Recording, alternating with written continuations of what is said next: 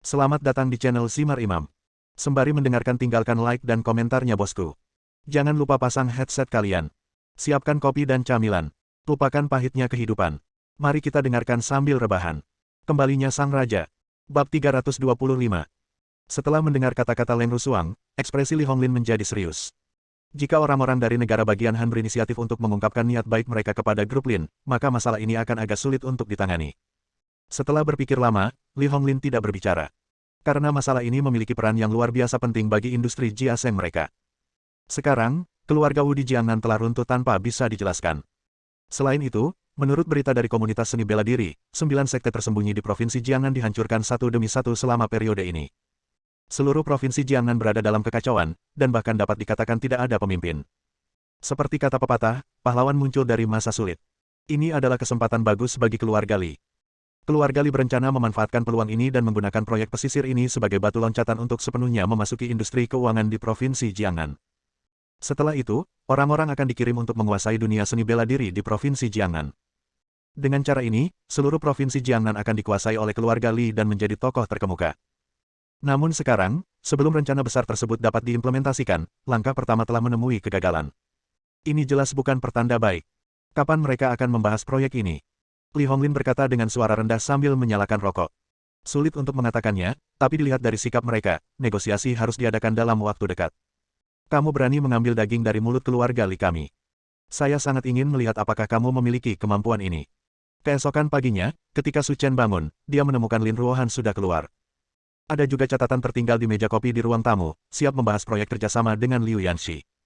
Mengenai masalah ini, Su Chen tidak terlalu khawatir. Karena selain Lin Ruohan, ada pasukan khusus yang dikirim oleh Duang Wo untuk melindunginya secara diam-diam, jadi keselamatan tidak menjadi masalah. Setelah mandi sederhana, Su Chen pergi ke sekolah. Karena selama periode ini, apakah itu Wang Suewu atau Zhao Suya, mereka sudah menggunakan ponselnya. Tapi aku tidak pernah mengangkatnya. Ketika Su Chen datang ke kelas, itu menimbulkan sensasi yang luar biasa. Karena dia mendapat nilai sempurna pada ujian masuk bersama terakhir, jarang melihatnya di sekolah. Tapi itu bisa dimaafkan. Mereka semua sudah diterima di China Overseas University sebelumnya, jadi tidak ada yang punya waktu untuk datang dan mengambil kelas.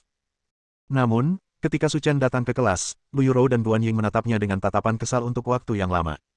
Keduanya menyukai Su Chen. Jika mereka tidak melihatnya setiap hari, mereka tidak akan memiliki kesempatan bahkan jika mereka ingin mengejarnya. Namun bagi mereka berdua, Su Chen hanya memperlakukan mereka sebagai teman sekelas dan tidak punya niat lain. Hal ini pun membuat keduanya tertekan. Bos Su, kamu di sini. Kami semua merindukanmu. Ketika Chen Tianyu melihat Su Chen, dia memeluknya erat-erat, yang disebut antusiasme. Apakah kamu bungkam lagi? Apakah kamu siap jika aku menghukummu? Su Chen memarahi sambil tersenyum. Tidak, Bos Su, aku tahu kekuatanmu dengan baik. Jika kamu memukulku, aku harus melepaskan kulitku meskipun aku tidak mati. Oke, cepat dan lepaskan. Saya datang ke sini hari ini untuk mengurus beberapa masalah lanjutan. Saya tidak akan kembali lagi di masa mendatang. Karena ujian masuk perguruan tinggi akan datang beberapa hari lagi, tidak perlu datang ke sekolah lagi. Jika waktunya tiba, langsung saja ke Universitas Zonghai untuk melapor. Bos Su, jika kamu pergi hari ini, kita tidak akan pernah bertemu lagi. Melihat ekspresimu, sepertinya aku akan mati. Aku kuliah saja di China Overseas University. Jika kamu ingin bertemu denganku, kamu bisa menemuiku kapan saja. Yang terpenting adalah saat itu, kita tidak akan bisa bertemu satu sama lain setiap hari. Saat aku mengalahkanmu, kamu tidak akan ingin melihatku lagi. Bos Su, karena kamu akan pergi, mari kita adakan pesta malam ini sebagai perpisahan untukmu. Li Tian setuju dari samping. Ya, itu ide yang bagus. Ayo kita makan enak malam ini dan aku akan menjadi tuan rumah. Faktanya, Chen Tianyu dan Li Tian pada dasarnya tidak buruk. Itu hanya karena saya punya uang dan saya suka pamer.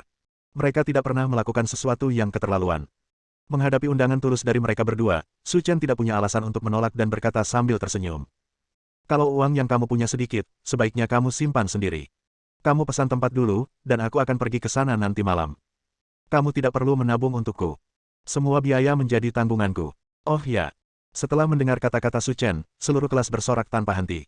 Selama kurun waktu ini, mereka dibebani dengan beban kerja yang berat. Ini adalah kesempatan langka untuk bersantai, dan mereka tidak mau melewatkannya begitu saja. Setelah tinggal di kelas beberapa saat, Su Chen pergi ke kantor Zhao Suya. Baik itu Zhao Suya atau Wang Suewu, mereka semua tahu situasi Su Chen saat ini dan tidak perlu datang ke sekolah. Adapun hal-hal seperti status pelajar, dia tidak perlu berurusan dengan itu. Seseorang telah mengurusnya untuknya, tetapi Zhao Xuya hanya ingin bertemu Su Chen. Namun, sikap Su Chen menjelaskan kepada Zhao Xuya bahwa dia tidak punya peluang. Setelah mengobrol singkat dengan Zhao Xuya dan Wang Xuewu, Su Chen meninggalkan sekolah. Meskipun saya berada di Tiongkok, masih banyak hal yang perlu saya lakukan. Dalam kegelapan, ada sepasang mata yang tak terhitung jumlahnya, menatap pergerakan kota suci dan ingin mengambilnya sendiri. Namun, di bawah tekanan kekuatan mereka yang kuat, mereka semua berhenti dan tidak berani bertindak gegabah. Tapi ini hanya sementara. Begitu ada peluang, itu akan datang seperti gelombang pasang. Saya masih harus memikirkan beberapa cara untuk mengatasi krisis di kota suci. Begitu keseimbangannya tidak seimbang, itu akan menjadi ujian besar bagi tentara salib. Seiring berjalannya waktu, ponsel Su Chen tiba-tiba berdering dan diketahui bahwa itu adalah panggilan Chen Tianyu. Bos Su, kita telah memilih tempat, kota makanan Heluhui. Mari kita berkumpul di sana malam ini. Baiklah, tunggu aku di sana, aku akan sampai sebentar lagi. Setelah menutup telepon, Su Chen mengirim pesan ke Lin Ruohan, memberitahunya bahwa dia akan keluar untuk makan malam. Setelah itu, kami berkendara ke Heluhui Food City. Ketika Su Chen memarkir mobil dan memasuki food court, sedan Audi A6 lainnya berhenti di depan pintu. Wanita yang duduk di kursi penumpang sering mengerutkan kening dan berkata pada dirinya sendiri. Kenapa orang itu ada di sini? Rusuang, ada apa? Mendengar pertanyaan pria di sebelahnya, Leng Rusuang berkata. Saudara Rui, bisakah kamu memanggil beberapa orang untukku? Aku ingin memberi pelajaran pada seseorang. Pria yang dipanggil Leng Rusuang sebagai saudara Rui tidak lain adalah Li Rui, putra seorang pejabat senior di kota Linyang. Sambil memegang pinggang montok Leng Rusuang, Li Rui terus meraba-raba. Siapa lagi yang kamu panggil aku? Serahkan saja hal semacam ini padaku. Jika aku menyinggung perasaanmu, Leng Rusuang, maka kamu menyinggung perasaanku, Li Rui. Bab 326. Saudara Rui, Anda tidak perlu mengambil tindakan secara pribadi untuk masalah sepele seperti itu. Leng Rusuang sangat berhati-hati. Li Rui memiliki status khusus. Jika dia memimpin dalam membuat masalah, reputasinya tidak akan baik jika tersiar kabar. Sekarang, orang di balik Yunhai International adalah ayahnya. Jika hal ini menimbulkan tekanan dari opini publik, pada akhirnya tidak akan baik bagi siapapun. Apakah kamu yakin tidak membutuhkan aku untuk menanganinya secara pribadi? Li Rui bertanya lagi. Jangan khawatir, Saudara Rui, bantu aku menemukan beberapa orang. Aku baru saja bertemu dengan orang buta yang menyinggung perasaanku sebelumnya. Aku harus membuatnya mengingat kali ini. Meskipun Li Honglin mengatakan sebelumnya bahwa dia akan menangani masalah ini secara pribadi. Tapi jika dia bertemu dengannya, dia tidak bisa melepaskannya begitu saja. Jika saatnya tiba, mungkin dia bisa membuat Li Honglin melihatnya. Jika saya bisa memanjat cabang tinggi keluarga Zonghai Li, saya tidak perlu lagi menggoda Li Ruimei. Oke, karena kamu ingin menanganinya sendiri, aku akan menelepon beberapa orang nanti dan aku akan mendengarkan perintahmu. Paji. Leng Rusuang mencium wajah Li Rui dan berkata, Saudara Li baik padaku. Aku akan menemanimu dengan baik hari ini dan berada dalam belas kasihanmu. Di kota makanan. Su Chen, ini, kursinya disediakan untukmu. Begitu Su Chen memasuki pintu, dia mendengar Lu Yurou melambai. Ada kursi kosong di sebelahnya, dan di sisi lain kursi kosong itu ada Guan Ying. Dua gadis cantik sekolah menjepit Su Chen di tengah. Anak laki-laki lainnya memukuli dada dan kaki mereka, dan bahkan menyuruhnya makan sup dan daging. Meski ini pesta perpisahan, semua orang mengetahuinya. Karena ujian masuk perguruan tinggi tinggal beberapa hari lagi, ini sebenarnya adalah jamuan perpisahan. Jika kita menunggu sampai ujian masuk perguruan tinggi selesai untuk diselenggarakan, tidak akan banyak orang yang berkumpul. Oleh karena itu, sebelum jamuan makan dimulai, Chen Tianyu mengatakan bahwa tujuan utama hari ini adalah untuk makan. Datanglah sebahagia yang Anda mau, Anda harus menikmatinya semaksimal mungkin. Sekitar 2 jam kemudian, semua orang bersenang-senang makan, dan beberapa orang sudah minum sampai habis. Apa yang akan kamu lakukan? Tepat ketika Chen Tianyu sedang memegang gelas anggur dan minum bersama Su Chen, dia tiba-tiba mendengar teriakan datang dari pintu luar. Mereka berdua menyadari ada yang tidak beres, karena itu adalah suara Lu Yurou. Su Chen bangkit, membawa Chen Tianyu dan langsung keluar. Mereka menemukan bahwa di depan Lu Yurou dan Guan Ying, ada 3 pria kekar. Mereka telah dipaksa terpojok. Apa yang telah terjadi? Melihat Su Chen keluar, Lu Yurou dan Guan Ying segera bersembunyi di belakangnya. Saat kami keluar dari kamar mandi, kami bertemu dengan beberapa dari mereka. Mereka menghalangi jalan kami tanpa mengucapkan sepatah kata pun, dan mereka bahkan menyentuh pantatku. Gadis kecil, pantatmu sangat terangkat, bukankah itu dimaksudkan untuk disentuh orang? Bahkan jika kita tidak menyentuhnya, pria lain akan menyentuhnya di masa depan. Apa bedanya? Kata pria terkemuka itu. Kalian bajingan, percaya atau tidak, aku akan memanggil polisi, dan kalian bertiga tidak akan bisa melarikan diri. Saya tidak peduli. Panggil saja polisi dan lihat apakah mereka berani menangkap saya. Senyuman di wajah ketiga pria itu semakin cerah. Dia adalah seseorang yang ditemukan Li Rui. Bahkan jika dia memberi keberanian pada polisi, mereka tidak akan berani menangkapnya. Turunkan anak buahmu. Tidak ada gunanya memanggil polisi untuk hal semacam ini. Su Chen berkata perlahan. Su Chen, kamu ingin menjauhlah dan aku akan mengurusnya. Ketiga lelaki besar itu saling memandang. Kebahagiaan ini datang terlalu tiba-tiba dan agak sulit diterima. Baru saja, wanita bernama Leng Rusuang mengatakan bahwa selama pria di depannya dipukuli hingga cacat, masing-masing dari mereka bisa mendapatkan bonus 20.000 yuan. Tadi aku khawatir karena telah menggoda kedua wanita ini, tetapi jika laki-laki itu pengecut, aku tidak akan bisa menemukan alasan yang cocok untuk menghadapinya. Sekarang lebih baik, dia benar-benar melompat keluar untuk menyelamatkan keindahannya. Bukankah ini hanya memberikan uang untuk diri sendiri? Kakak. Pergelangan tangan ketiga pria itu berbunyi klik dan mereka menatap Su Chen dengan mata dingin. Wah, kamu harus tahu bahwa jika kamu ingin seorang pahlawan menyelamatkan kecantikannya, kamu harus membayar harganya. Berapa harganya? Patah tangan dan kaki. Ini berakhir dengan baik. Apa-apaan? Ketiga pria kuat itu sedikit bingung. Aku akan mematahkan tangan dan kakimu, tapi kamu benar-benar memberiku yang cukup bagus. Apa artinya ini? Itu sama sekali tidak menghormati profesi kami. Bos, berhentilah bicara omong kosong padanya dan patahkan saja tangan dan kakinya. Unggul. Retakan. Pemimpinnya selesai berbicara, tetapi sebelum dia dapat mengambil tindakan, dia melihat sosok gelap muncul di depannya. Suara, klik. Lengan orang kuat terkemuka itu patah dan dia melolong di kota makanan. Berbaring di rumput. Situasi macam apa ini? Aku benar-benar mematahkan lengan kakak tertuaku. Dua orang yang tersisa tercengang. Sebelum mereka mengerti apa yang sedang terjadi, lengan mereka patah. Dari mana asal anak ini? Beberapa detik kemudian, anggota tubuh orang pertama telah patah seluruhnya. Dan dua orang yang tersisa tentu saja tidak berakhir dengan baik. Mereka semua pingsan, sungguh tragis. Ayo kembali dan lanjutkan makan. Siswa lain ketakutan setengah mati, tetapi Su Chen tenang dan tidak terpengaruh sama sekali.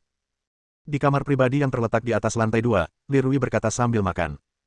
Saya rasa saya mendengar seseorang mengambil tindakan di sana. Situasinya cukup tragis. Jeritan ketiga orang kuat itu hampir terdengar oleh orang-orang yang hanya makan di kota makanan. Namun, dari sudut pandang Li Rui dan Leng Rusuang, teriakan tersebut jelas bukan dibuat oleh bangsanya sendiri. Jadi saya tetap makan dengan tenang dan tidak menganggapnya serius. Saat ini, jika posisi mereka lebih dekat dengan kejadian, mereka tidak akan berpikir demikian. Karena jaraknya agak jauh, mereka tidak tahu siapa yang membuat teriakan itu. Saya secara naluriah mengira itu dari Su Chen dan yang lainnya. Wajah Leng Rusuang penuh dengan senyuman, alasan utamanya adalah karena saudara Rui dapat diandalkan dan orang-orang yang dia temukan sangat kuat. Saya kira anak itu telah dipukuli hingga dia tidak bisa bangun. Ini semua masalah sepele. Masalah suster Rusuang adalah urusanku. Jika hal seperti ini terjadi di masa depan, serahkan saja padaku. Paji. Leng Rusuang berdiri dan mencium wajah Li Rui lagi, saya tahu saudara Rui adalah yang terbaik bagi saya. Li Rui sedikit pusing karena dicium dan berkata, saya pikir ini hampir selesai. Bagaimana kalau kita pergi ke sana dan melihat-lihat? 3 orang yang saya temukan semuanya adalah master. Jika kita menunggu lebih lama lagi, saya kira orang yang ingin Anda ajar akan dipukuli sampai mati. Oke, ayo kita ke sana dan melihat-lihat. Aku tidak sabar menunggu. Setelah mengatakan itu, keduanya berdiri dan keluar dari kotak. Tetapi, ketika mereka berjalan ke kotak Su Chen, mereka terkejut saat mengetahuinya. 3 orang yang dia temukan mengalami patah tangan dan kaki. Pingsan. Bab 327. Rui, saudara Rui, apa yang terjadi? Bukankah ini master yang kamu temukan? Bagaimana mereka bisa dipukuli seperti ini? Leng Rusuang berkata dengan gemetar. Li Rui agak malu. Bagaimanapun, dialah yang dia temukan datang dan berdamai dengan Leng Rusuang. Tapi saya tidak menyangka hal seperti ini akan terjadi. Ini hanyalah tamparan di wajah. Jangan terlibat dalam masalah ini, aku akan menanganinya sendiri. Li Rui berkata dengan dingin. Tapi saudara Rui, identitasmu. Kalau kamu masuk nanti, katakan saja orang-orang ini adalah temanmu, dengan begitu aku punya alasan untuk mengambil tindakan. Saya tahu, saudara Rui. Pada titik ini, tidak perlu lagi meminta bantuan. Identitas Li Rui saja dapat membuat mereka takut sampai mati. Halo. Pintu kotak dibuka oleh Leng Rusuang. Kaulah yang baru saja memukuli temanku. Melihat Leng Rusuang bergegas masuk, Chen Tianyu dan yang lainnya tercengang. Mereka tidak menyangka dia ada di sini untuk membalas dendam. Tetapi ketika dia melihat Leng Rusuang, Su Chen sedikit mengernyit. Dia tidak menyangka akan bertemu dengannya di sini. Dan saat ini, semuanya sudah jelas. Hal ini tentu saja salahnya. Namun, yang mengejutkan Su Chen adalah dia akan bertemu Li Rui di sini. Tidak masalah jika kita bertengkar, temanmu menggoda teman sekelasku, jadi kamu harus menghukum mereka. Teriak Chen Tianyu. Ini semakin melanggar hukum. Biar ku beritahu, Pria di sampingku adalah putra seorang pejabat tinggi di kota Linyang. Jangan biarkan ada di antara kalian yang berpikir dua kali hari ini. Putra seorang pejabat kota. Begitu kata-kata ini keluar, Chen Tianyu dan anak-anak lainnya segera memadamkan api. Awalnya, Su Chen kuat, jadi tidak perlu takut pada mereka. Tapi sekarang berbeda. Orang yang berdiri di sampingnya bukanlah orang biasa. Itu bukanlah masalah yang hanya bisa diselesaikan dengan menjadi kuat. Apa yang harus dilakukan sekarang? Dibandingkan dengan keributan Leng Rusuang, Li Rui, yang berdiri di dekatnya, hampir mati ketakutan. Bahkan jika kamu memukulnya sampai mati, kamu tidak akan pernah melupakan siapa pria yang duduk di dalam. Itu adalah orang yang membuat seluruh provinsi Jiangnan gemetar. Menurut ayahnya, bahkan Wu Haojiang, orang terkaya di Jiangnan, dibunuh olehnya. Apakah ada perbedaan antara datang ke sini untuk menimbulkan masalah baginya dan mencari kematian? Tangan yang patah baru saja pulih. Jika saya disela lagi, saya tidak akan dapat memulai percakapan. Rusuang, kamu, dengan siapa kamu akan berurusan? Li Rui tahu bahwa sia-sia dia bertanya. Karena di kamar pribadi ini, tidak ada seorang pun kecuali Su Chen yang memiliki kemampuan seperti itu. Itu dia, bocah Su Chen itu. Melihat Su Chen, Leng Rusuang tidak bisa menahan amarah di hatinya. Jika dia tidak tiba-tiba melompat keluar, maka proyek lintas batas dengan Han Buo akan menjadi miliknya. Tidak mungkin ada begitu banyak masalah. Tapi sekarang, dengan Li Rui di sisinya, akan sangat mudah untuk menghadapinya. Tanyakan padanya apakah dia berani mengambil tindakan terhadapku. Su Chen berkata perlahan. Kenapa kamu tidak berani? Bagaimana pendapatmu tentang dirimu sendiri? Kakakku Rui adalah. Tajamkan kepalamu. Setelah memarahi dengan marah, Li Rui menamparkan wajah Leng Rusuang. Karena memakai sepatu hak tinggi, dia tersandung dan langsung jatuh ke tanah. Kalau kamu mau mati, mati saja sendiri. Jangan hitung aku tidak kenal kamu. Tangan Li Rui begitu kuat hingga separuh wajah Leng Rusuang menjadi bengkak. Saudara Rui, kenapa kamu memukulku? Apakah kamu tidak ingin mengejarku lagi? Aku mengejarmu demi uangmu. Li Rui mengumpat dengan keras, buka mata anjingmu dan perhatikan baik-baik. Orang yang duduk di depanmu adalah Tuan Su. Jika kamu berani menyinggung Tuan Su, kamu sedang mencari kematian. Tuan Su. Semua orang di dalam kotak tampak ketakutan. Mereka tahu bahwa Su Chen sangat kuat, tetapi mereka tidak menyangka dia akan sekuat itu. Itu putra Suji. Dia sebenarnya harus menyapa Su Chen seperti ini dengan hormat. Ini terlalu konyol. Leng Rusuang tampak bingung. Kengerian di hatinya tidak kalah dengan yang lain. Disebut demikian oleh Li Rui, energi Su Chen mungkin di luar imajinasinya. Tuan muda Su, saya tidak tahu. Bagaimana Anda ingin menghadapi wanita sialan yang memprovokasi Anda ini? Katakan saja, dan saya, Li Rui, tidak akan pernah samar-samar. Wajah Leng Rusuang ngeri. Sekarang seseorang adalah pisau dan saya adalah ikan, jika jatuh ke tangannya, dia akan menjadi tidak berguna. Kalau begitu kunci saja dia, agar dia tidak keluar untuk menyakiti orang lain. Kunci dia. Mendengar ini, Leng Rusuang sangat ketakutan hingga dia hampir pingsan. Menilai dari situasi saat ini, jika saya dikurung, saya tidak akan pernah memikirkannya lagi seumur hidup saya. Kakak Rui, kamu tidak bisa melakukan ini padaku. Apakah kamu tidak menyukaiku? Jika kamu melepaskan aku sekarang, aku akan segera menikahimu. Apa menurutmu aku, Li Rui, bodoh? Aku hanya ingin bersenang-senang denganmu. Apa menurutmu aku akan menikahi wanita sepertimu yang hanya memiliki sedikit kesuksesan tetapi lebih dari kegagalan? Mimpi yang luar biasa. Setelah mengatakan itu, Li Rui langsung menyeret Leng Rusuang keluar, karena takut dia akan merusak pemandangan di sini. Jika Su Chen tidak bahagia, maka keluarga Li akan hancur. Setelah Leng Rusuang membuat keributan, semua orang kehilangan minat untuk makan, jadi mereka berkemas dan bersiap untuk pergi. Kemudian, ketika Su Chen kembali ke Haitang Villa, Lin Ruohan mengenakan piyama, dengan sepasang kacamata berbingkai emas menempel di pangkal hidung anggunnya. Fokus dan serius. Saudara Chen, kamu kembali. Melihat Su Chen, Lin Ruohan langsung menepinya. Saudara Chen, cepat duduk, ada yang ingin kutanyakan padamu. Apa pertanyaannya? Saudara Chen, apa yang terjadi dengan orang Hanguo itu? Tahukah Anda? Saat kita membicarakan proyek hari ini, saya mengatakan bahwa proyek tersebut sangat bagus, tetapi modal awal perusahaan kita tidak cukup. Coba tebak apa yang dia katakan. Petik 2. Bagaimana mengatakannya? Katanya Lin Group hanya perlu menyediakan modal awal sebesar 500 juta, dan setelah proyek selesai akan memberi kita 90% keuntungan. Apa maksudnya ini? Su Chen berkata dengan acuh tak acuh. Dia cukup licik untuk mendapatkan 10% keuntungan. Tapi ini hanyalah hal baik yang jatuh dari langit. Saya kira mereka melakukan ini karena wajah Anda. Kalau tidak, mereka tidak tahu siapa saya, Lin Ruohan, jadi bagaimana mereka bisa memberi saya barang bagus seperti itu? Dari lemak. Jangan terlalu banyak berpikir. Tidak ada alasan mengapa kamu tidak mengambil uang gratis itu. Itu benar. 2 hari kemudian, sebelum Su Chen bangun, dia mendengar Lin Ruohan mengetuk pintu di luar. Saudara Chen, cepat bangun. Ayo kita pergi bersama hari ini. Apa yang akan kamu lakukan? Bukankah sebelumnya kamu sudah berjanji padaku bahwa kamu dan aku akan pergi ke perusahaan untuk mewawancarai manajer profesional? Sudah hampir waktunya. Kita masih harus sarapan, kalau tidak maka akan terlambat. Bab 328. Setelah Lin Ruohan mengatakan ini, Su Chen teringat tentang apa itu.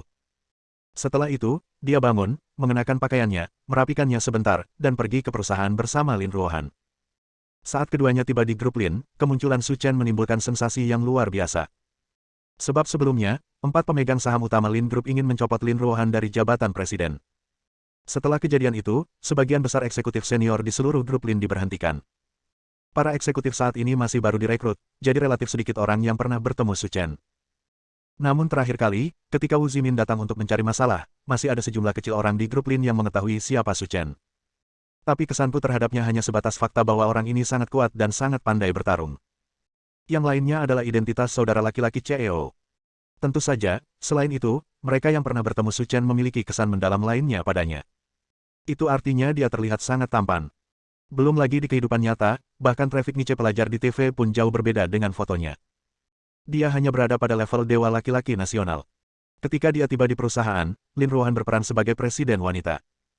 Dia benar-benar berbeda dari gadis kecil yang memegang kucing keberuntungan berwarna merah muda dan cemberut dalam selfie-nya. Beritahu eksekutif perusahaan bahwa akan ada pertemuan di ruang konferensi setengah jam lagi. Lin Ruohan berkata kepada sekretaris.